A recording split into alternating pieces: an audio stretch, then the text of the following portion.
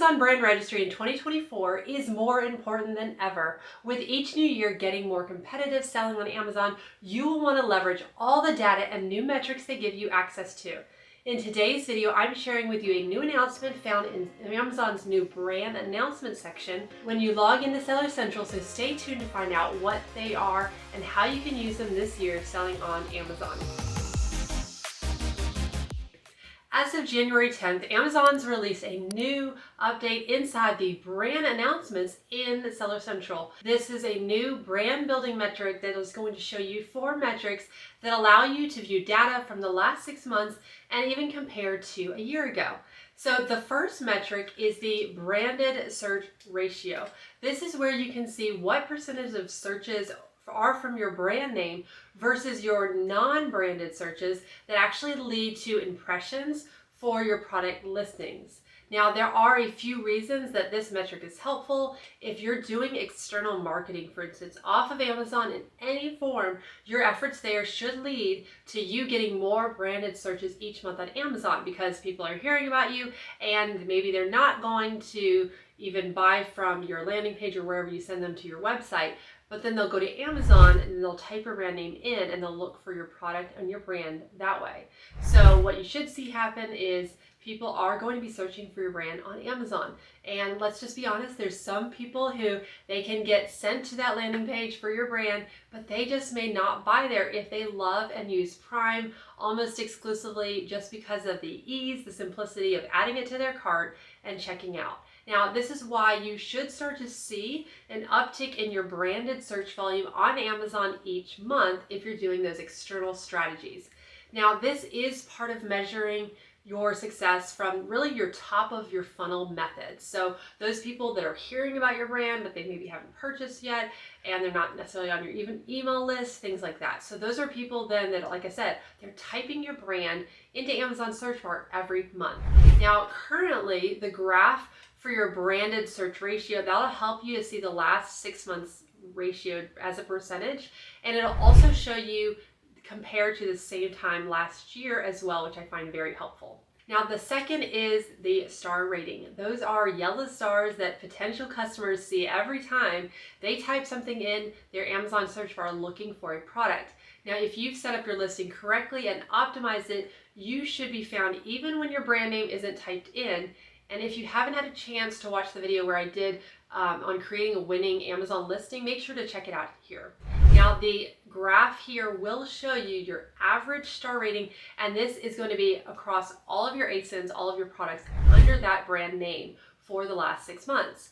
And I find this helpful to see at a quick glance how your products are performing overall in the eyes of customers. Now, if you have less than 4-star ratings, then there are some issues that you're probably going to need to address. And your product development team should be informed of really any ongoing product issues people are having, whether it's something that breaks on your product, there's maybe a taste profile that needs updating or changing, or anything else that's, where you want to make sure that you're familiar with what people are saying about your products. Now, I think that if you're a professional brand, building your business, continuing to grow it, really taking that customer feedback into consideration is going to be crucial for the future growth of your brand. Now, you can use that data to dig in obviously deeper if you notice that decline over time. And realistically, you'll actually want to be monitoring that each month for all of your products. But like I said, this new metric is just at a top level view, and it gives you a quick overview and glance at how your products as a whole are doing with their star ratings. I'd love to hear in the comments below on which metric you're most excited to see. I'm going to share more, but which one are you most excited? Now, the third metric that Amazon now shares inside brand building metrics is their conversion rates. Just like with the product reviews, that's going to be combining all of your products on average for the last 6 months and from a year ago. Your conversion rate should typically be going up over time unless there's a seasonal element to your products. And I think that it's important to look at your percentage also from a year ago, because that might be a more fair comparison if you do have any kind of seasonal element to your products.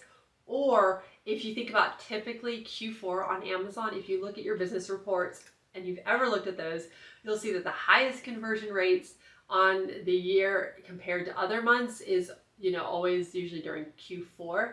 And if you do see a drop, make sure to watch my video here where I talk about how to optimize your listings, or you also might find this video helpful here where I dig into how to even read your Amazon business reports if you don't know where your conversion rates is found at more of a product level. So fourth, we have the repeat customer ratio. And I really love this data because you can choose in the drop-down menu your specific brand that you're looking at to see what the kind of behavior is for those repeat purchases, those repeat customers, as it pertains to part of it versus overall.